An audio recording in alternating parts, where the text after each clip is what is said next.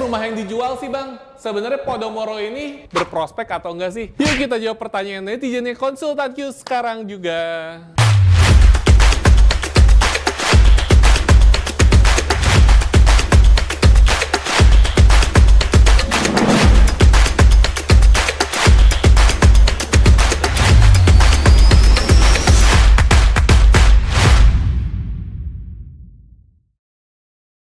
Halo teman-teman semua, kembali lagi bersama Aris Konsultan Q.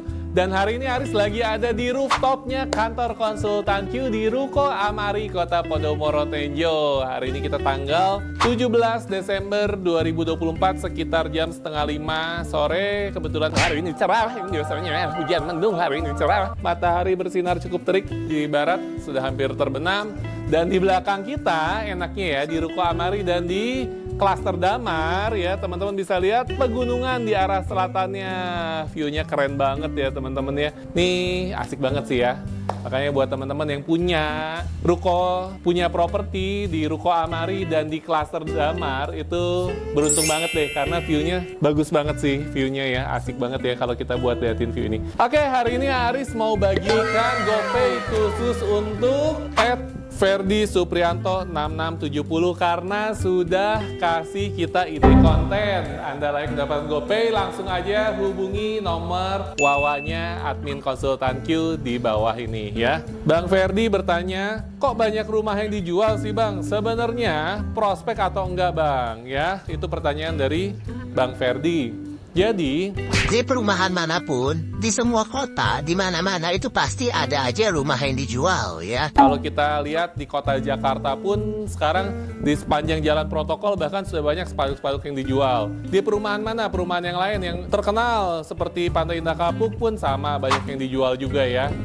Di BSD pun sama, banyak yang dijual juga. Jadi di mana-mana pasti banyak yang dijual supaya unit properti bisa makan. Supaya unit properti ada kerjaan.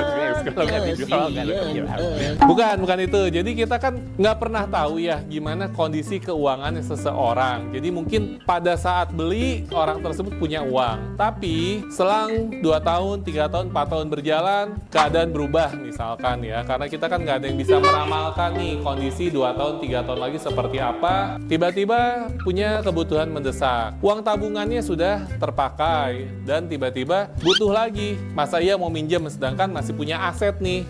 Otomatis yang orang tersebut lakukan pastinya menjual dulu asetnya ya supaya jadi uang. Nah, uangnya mungkin bisa digunakan untuk kebutuhannya tersebut. Itu yang pertama. Ataupun yang kedua, misalkan orang tersebut merasa mau memindahkan investasinya, ya, memindahkan investasinya dari yang tadinya investasi di suatu kawasan, melihat kawasan ini mungkin sudah naik ataupun belum naik-naik, jadi mau dipindahkan ke kawasan lain yang mungkin saat ini menurut dia investasinya lebih menguntungkan ataupun mau dirubah ke bentuk investasi yang lain yang semula ke properti dipindahkan jadi beli emas ya. Sekarang emas kan harganya juga lagi naik. Itu jadi salah satu alasannya juga kenapa sih orang-orang ada yang propertinya dijual kayak gitu. Atau ada juga nih alasan yang lain, misalkan dipindah tugaskan kerjanya. Jadi yang semula kerjanya di kawasan Jabodetabek ini ternyata dipindah tugaskan ke IKN. Nah, ini yang beberapa klien kita alamin. Ini kebetulan kliennya di ASN ya, ASN yang sudah membeli di Kota Podomoro Tenjo. Begitu IKN jadi mau dipindahkan ke IKN, jadi mau nggak mau rumah yang di Jabodetabek ini harus dijual. Jadi supaya nggak ada apa ya, supaya nggak ada beban lah, nggak ada yang harus dirawat atau ya mungkin beliau berencana untuk menetap di IKN ataupun bagaimana ya itu kita nggak tahu lah ya. Nah, kurang lebih seperti itu. Terus biasanya lagi yang kita temuin adalah yang masalahnya rumah tangga ya. Jadi yang semula perkawinannya langgeng-langgeng saja, akur-akur saja. Tiba-tiba 2, 3, 4 tahun lagi Kita nggak tahu ternyata ada keretakan rumah tangga dan mau bagi harta gono gini. Nah, ini bagi harta gono gini ini biasanya pengen jual cepet. Jadi kalau udah jual cepet gini otomatis ya harganya pasti lebih murah dibandingkan orang yang nggak jual cepet gitu. Atau ada juga yang tiba-tiba tutup usia. Nah, tutup usia kemudian ahli warisnya mau bagi warisan. Jadi kan mungkin namanya ahli waris kan nggak tahu ya ketika belinya berapa ataupun apa. Yang penting dia tahu sekarang ini kita bisa dibagi per orangnya dapat berapa duit nih jatahnya masing-masing. Nah, seperti itu. Jadi kurang lebih itulah alasan-alasannya kenapa sih banyak properti-properti yang dijual gitu. Jadi bukan masalah kawasannya berkembang atau nggak berkembang, tapi lebih ke faktor kebutuhan. Kalau mengenai perkembangan propertinya sendiri, sebenarnya ya, properti ini tergantung dari kawasannya. Kalau teman-teman ngambil di kawasan yang masih berkembang, memang dia grafiknya itu slow banget naiknya ya.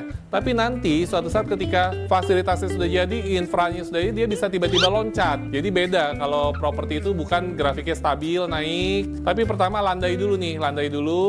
Nah, nanti bisa tiba-tiba naik gitu ketika ada sentilan-sentilan yang bukan sentilan ya. Ketika ada momentum-momentum yang tepat gitu ya. Jadi misalnya akses tol dibuka nih. Nah, atau misalnya dari yang tadinya nggak ada stasiun, sekarang ada stasiun, langsung harganya loncat. Itulah momentum-momentum yang biasanya membuat properti tersebut naik. Atau misalkan tiba-tiba kawasan tersebut dibangun suatu mall ataupun suatu tempat keramaian apa yang membuat lokasi tersebut menjadi strategis. Jadi seperti itu. Buat teman-teman yang mau investasi properti memang harus sabar ya kalau di kawasan yang masih berkembang. Berbeda dengan yang investasi di kawasan sudah ramai. Kalau sudah ramai biasanya propertinya itu memang grafiknya cenderung naik, cuman bedanya modalnya yang harus dikeluarkan sudah besar ya, sudah tinggi karena harga properti sudah terlanjur naik gitu. Berbeda sama ketika kita belinya di tahap awal yang harga propertinya masih terjangkau banget.